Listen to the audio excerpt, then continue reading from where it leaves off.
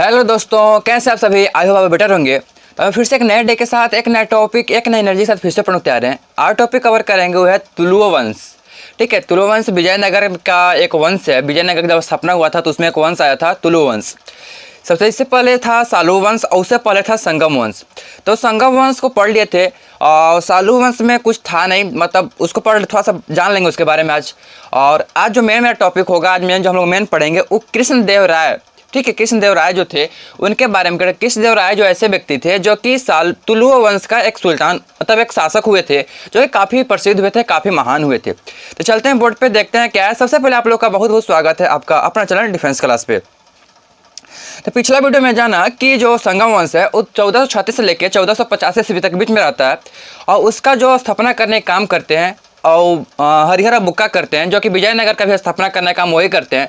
तो उस प्रकार से हम संगम वंश को पढ़ लिए थे। संगम वंश में जो भी चीज़ें हुई, बहुत सारे लोग जो हैं से अलग अलग शासक बने और अलग अलग उनका पहचान बना, उन सब चीज़ को पढ़ लिए हैं। 2 वीडियो में उनका वीडियो है शायद विजयनगर, इससे पहले वाला वीडियो 2 वीडियो और है, उसमें हम लोग पूरे अच्छा से कवर कर लिए हैं संगम वंश को।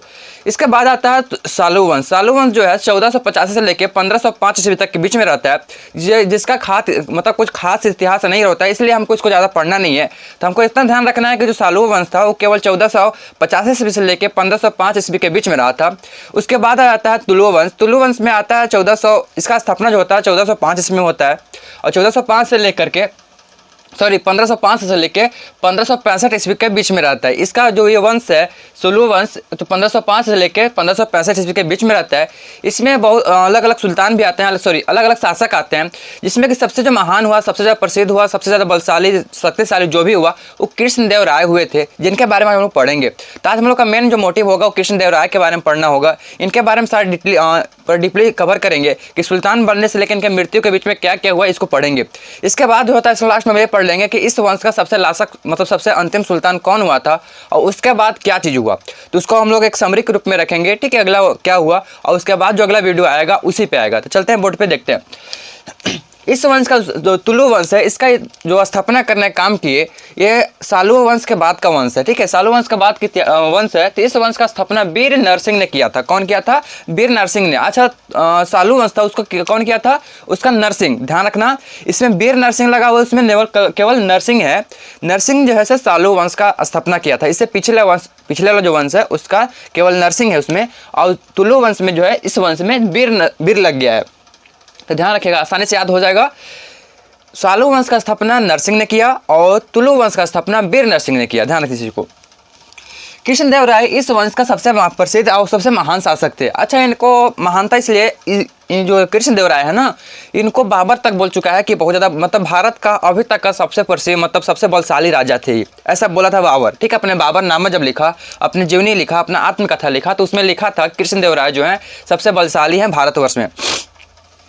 ठीक है, तो कृष्णदेव राय इस वंश का सबसे महान। अच्छा, ये जो है 8 अगस्त 1509 ईस्वी को शासक बना। ठीक है, जो कृष्णदेव राय हैं वो 8 अगस्त 1509 ईस्वी को शासक बने थे। इस वंश का स्थापना कब हुआ था? 1505 में।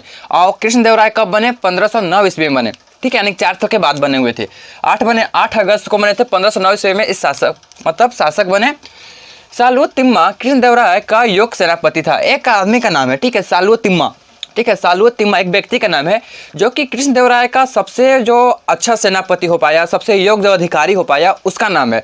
तो कृष्णदेव राय का सबसे योग्य सेनापति था, सबसे अच्छा जो अधिकारी था, उसका नाम था सालू तिम्मा। ध्यान रखिए इस चीज को। बाबर ने अपनी बाबरनामा में इनको भारत का सबसे अधिक शक्तिशाली शासक माना। बाबर जो है अपने जब आत्मकथा लिखा तो उसमें ये बात लिखा हुआ था जो कृष्णदेव राय हैं वो भारत का सबसे बलशाली सबसे शक्तिशाली राजा हैं। ठीक है,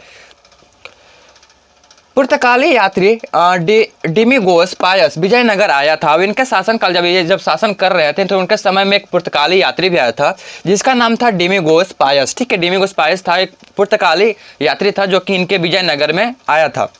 कृष्णदेव राय का दरबार में 8 सर्वश्रेष्ठ कवि रहा करते थे, जिन्हें मुख्य अष्टदिग्गज भी बोला गया। यह जो 8 कवि थे बहुत मतलब सर्वश्रेष्ठ कवि बोला जाता था इनको, कि 8 कवि रहा करते थे, जिसको बाद में अष्टदिग्गज भी कहा जाता था। क्या कहा जाता? अष्टदिग्गज। कृष्णदेव राय के शासनकाल को तेलुगु साहित्य का क्लासिक युग माना गया। जब ये शासन चल रही थी कृष्णदेव राय की, तो उस समय जो युग था, उस समय जो माहौल था, उसको बोला गया कि तेलुगु तेलुगु युग का सॉरी तेलुगु साहित्य का क्लासिक युग है ये। कैसा युग है? क्लासिक। किसका? तेलुगु साहित्य का। कृष्णदेवराय ने तेलुगु में अमित कालयाद एवं संस्कृत में जामवंती कल्याणम का रचना किए थे। मतलब दो रचना का नाम है ये। एक है तेलुगु में अमृत कालयाद और दूसरा है संस्कृत में जामवती कल्याणम। ये जो रचना है ये कौन किए हुए थे? कृष्णदेवराय किए हुए थे। उसके साथ ही साथ जो है से एक दो अच्छा एक वो आप इसमें कंफ्यूजन आपको क्रिएट होगा यहाँ पे कि पांडुरंग महात्यम जो है वो कृष्णदेवराय ने मतलब उसको बनाए नहीं थे, उसको लिखे नहीं थे। उसको लिखने वाला काम कौन किया था? तेनाली रामा किए थे। ठीक है, तेनाली राम किए हुए थे। ध्यान रखिए इसको, पांडुरंग महात्यम जो है वो कृष्णदेवराय ने नहीं लिखे थे। कौन लिखा था? तेनाली राम लिखे हुए थे। ठीक है, तेनाली रामकृष्ण ने की थी।